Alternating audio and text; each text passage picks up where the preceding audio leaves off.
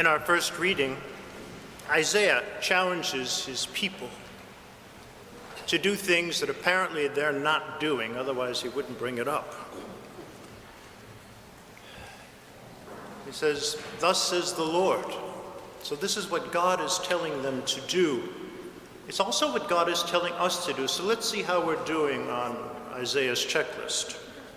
Share your bread with the hungry.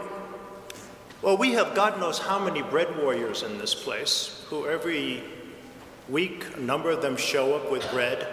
Then they turn it over to an army of sandwich makers who prepare dinner and then give it to an army of sandwich servers who feed our guests who come 365 days a year.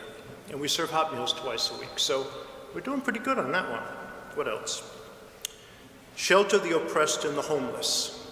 We've used the Sisters Convent over the years for Catherine's Place for women, then for climate refugees after Maria, and we currently house men who were formerly homeless, many of them, from the Open Hearth. So, not bad there, no? Clothe the naked when you see them, where Lady Godiva did not ride down Church Street this week. For good reason. Because we did give out a whole lot of gloves and hand warmers and hats and coats because it was just so frigid. So I think we've done okay there.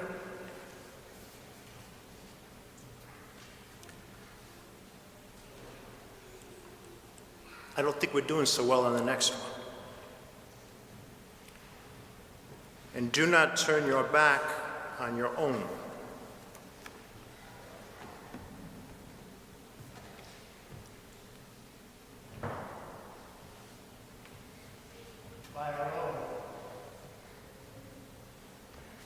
I'm talking about our kids, the children in this state, what we have not done for them in terms of their education, the quality of the education they're getting, and how it's funded is unjust.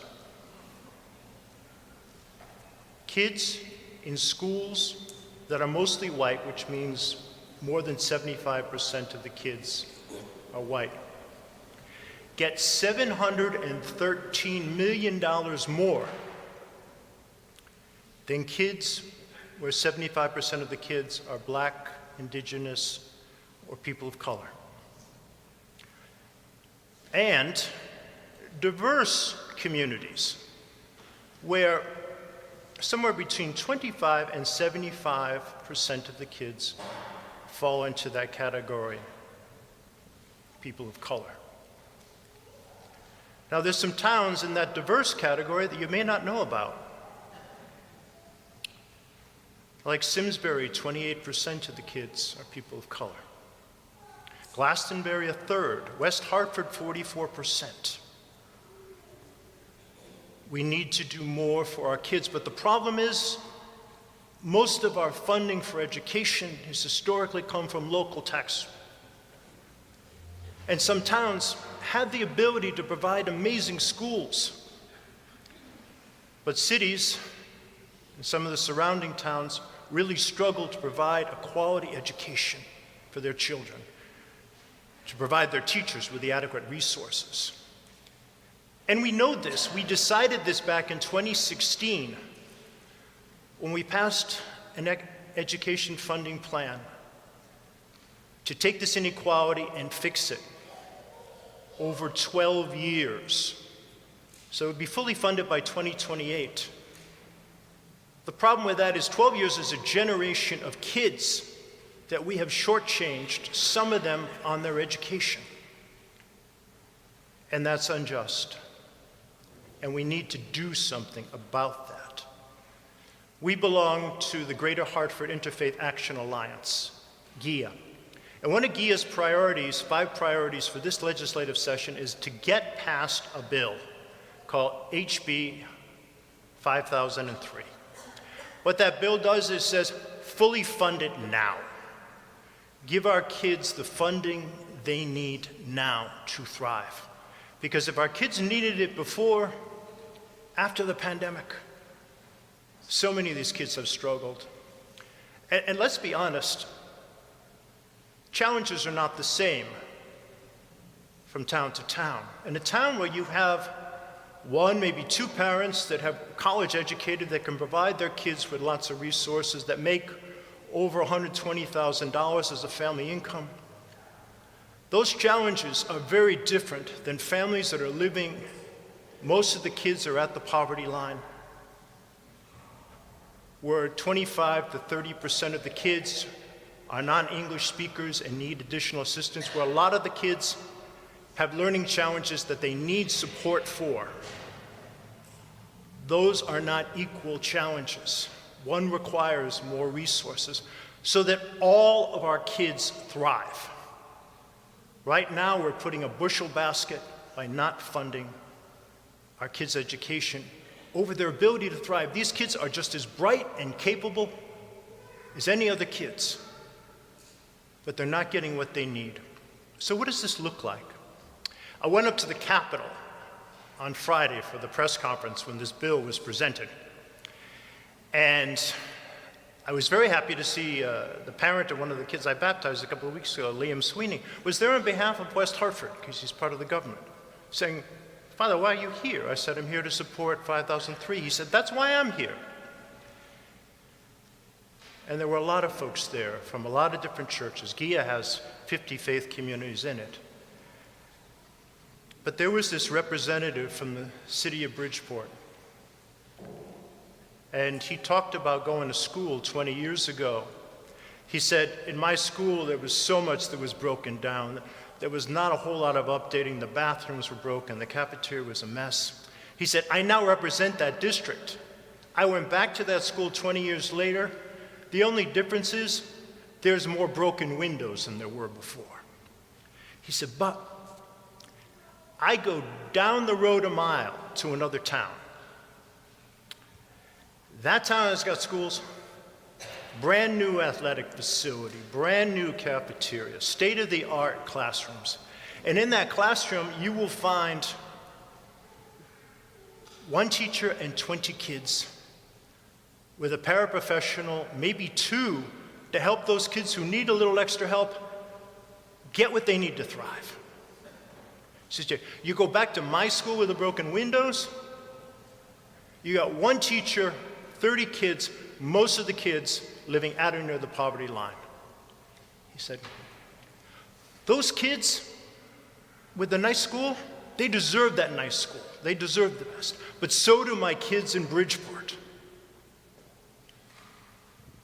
But it's not just unfairness, injustice for our kids, it's our teachers. Because let's be honest, they have been heroes through this whole pandemic thing. But there was a representative of the teachers there. She was a math teacher. And she said, "What you need to know is 74% of my colleagues have had it. A lot of them are underpaid and underappreciated. A lot of them are asked to teach classes with kids with all sorts of challenges. They're given no support, and they're asked to teach classes with 30 kids or more. How do they do that?"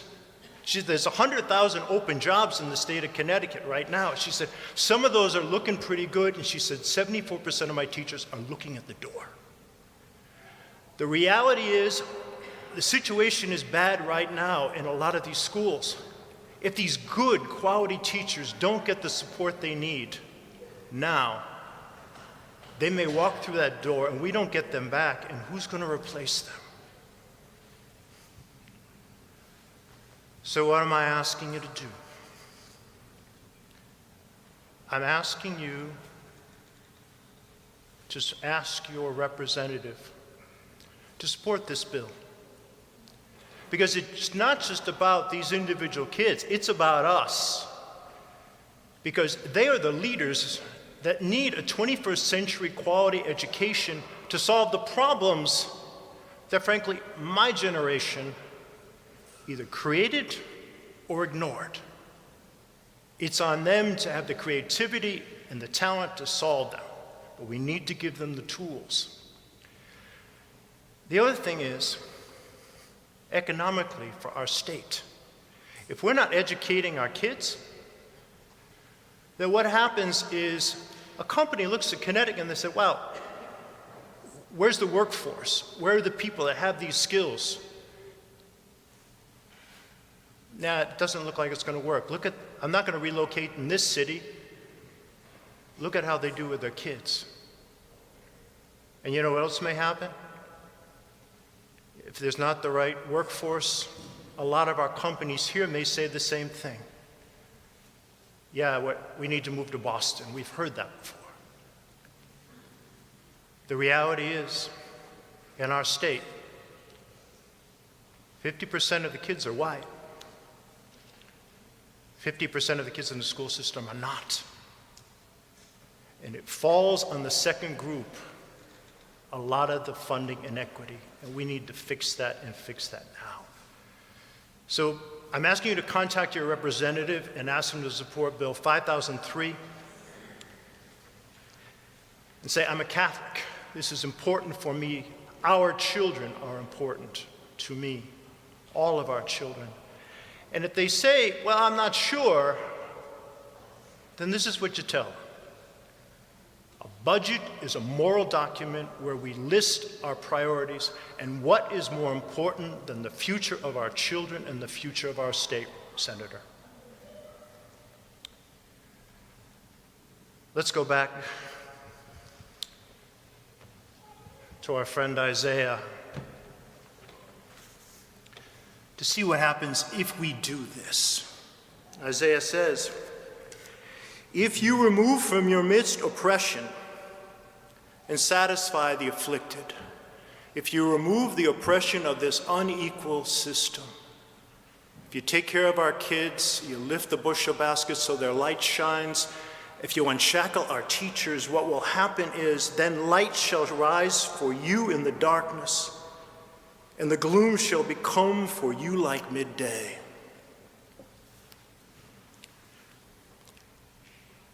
My friends, this may be the longest homily I've ever preached in my life.